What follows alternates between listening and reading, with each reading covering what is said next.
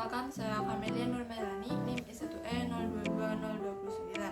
Baik, di sini saya akan menjelaskan materi mengenai kurikulum. Yang pertama adalah pengertian kurikulum. Jadi, kurikulum itu sendiri merupakan suatu rencana dan juga pengaturan mengenai suatu pendidikan.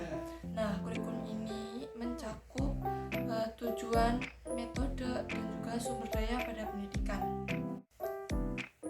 Selanjutnya adalah tujuan kurikulum. Tujuan kurikulum yang pertama sebagai optimalisasi pembelajaran, yaitu diharapkan untuk mencapai kualitas pembelajaran yang maksimal. Yang kedua adalah sebagai pengembangan karakter. Diharapkannya dengan adanya kurikulum ini dapat mengembangkan karakter siswa menjadi kepribadian yang lebih baik. Dan yang ketiga adalah sebagai persiapan karir, yaitu menyiapkan siswa untuk memasuki dunia kerja dan juga kehidupan sosial ke depannya. Jadi inti dari tujuan kurikulum ini adalah untuk menciptakan generasi bangsa yang berkualitas.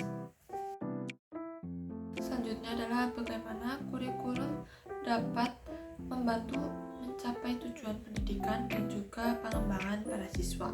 Yang pertama, pembelajaran berpusat pada siswa. Artinya, kurikulum ini dapat membantu siswa untuk mengembangkan potensi yang dimilikinya, seperti keaktifannya, kreativitas, dan juga kemandirian mereka dalam mengikuti suatu kegiatan pembelajaran. Yang kedua adalah integrasi kompetensi, yaitu dengan adanya kurikulum ini dapat mendorong integrasi antara kompetensi di bidang akademik maupun di bidang non-akademik. Yang ketiga adalah dengan implementasi teknologi, yaitu menyediakan kerangka kerja dengan menerapkan teknologi media pembelajaran yang diterapkan oleh seorang guru dalam mengajar siswanya. Selanjutnya adalah implementasi kurikulum di Indonesia. Yang pertama yaitu perencanaan atau penyusunan kurikulum. Penyusunan ini dilakukan oleh pihak sekolah, guru, dan juga orang tua. Yang kedua yaitu pelaksanaan kurikulum di sekolah. Pelaksanaan kurikulum di sekolah dilakukan oleh guru dan juga siswa. Guru bertugas untuk mengajar siswa, sedangkan siswa bertugas untuk mengerjakan tugas yang diberikan oleh guru sesuai dengan kurikulum yang telah diterapkan. Yang ketiga yaitu penilaian atau evaluasi. Evaluasi berkaitan dengan pencapaian tujuan kurikulum. Evaluasi dapat dilakukan dengan berbagai metode seperti penilaian harian, ujian, dan observasi.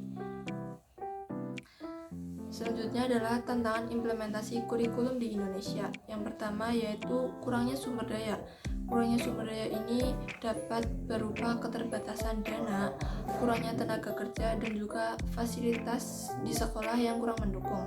Yang kedua adalah dukungan dari kepala sekolah atau pihak sekolah lainnya. Yang ketiga adalah perubahan kebijakan. Tantangan dalam menyusun kurikulum yaitu mengikuti perubahan kebijakan pendidikan. Selanjutnya, kurikulum nasional dan kurikulum sekolah. Kurikulum nasional merupakan kurikulum yang disusun oleh pemerintah sebagai panduan umum untuk semua sekolah di negara Indonesia. Lalu yang selanjutnya ada kurikulum sekolah. Kurikulum sekolah adalah kurikulum yang dibuat oleh sekolah tersebut dan memiliki 3 komponen utama yang diterapkan. Yang pertama ada komponen pengetahuan, yang kedua komponen keterampilan, dan yang ketiga adalah komponen sikap. Tujuan dari kurikulum sekolah ini untuk menciptakan siswa yang memiliki pengetahuan luas, keterampilan yang relevan, dan sikap yang baik.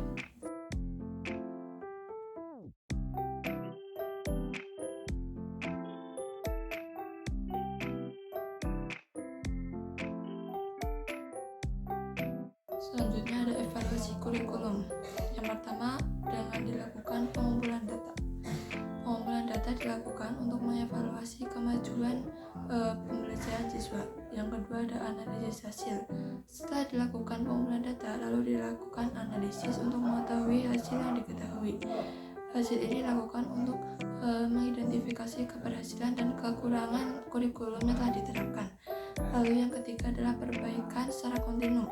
Setelah dilakukan analisis, maka akan diketahui hasilnya bagaimana. Lalu sekolah perlu melakukan perbaikan kurikulum secara bertingkat. Selanjutnya adalah peran guru dalam pelaksanaan kurikulum. Yang pertama, guru harus bisa mendesain pembelajaran. Untuk menciptakan pembelajaran yang menyenangkan, guru harus bisa mendesain materi pembelajaran yang menyenangkan dan menarik bagi siswanya. Yang kedua adalah membimbing siswa. Seorang guru harus memberikan bimbingan dan dukungan yang baik bagi siswa. Lalu yang ketiga guru harus bisa monitoring proses, di mana guru harus bisa mengamati dan juga mengevaluasi kemajuan siswanya.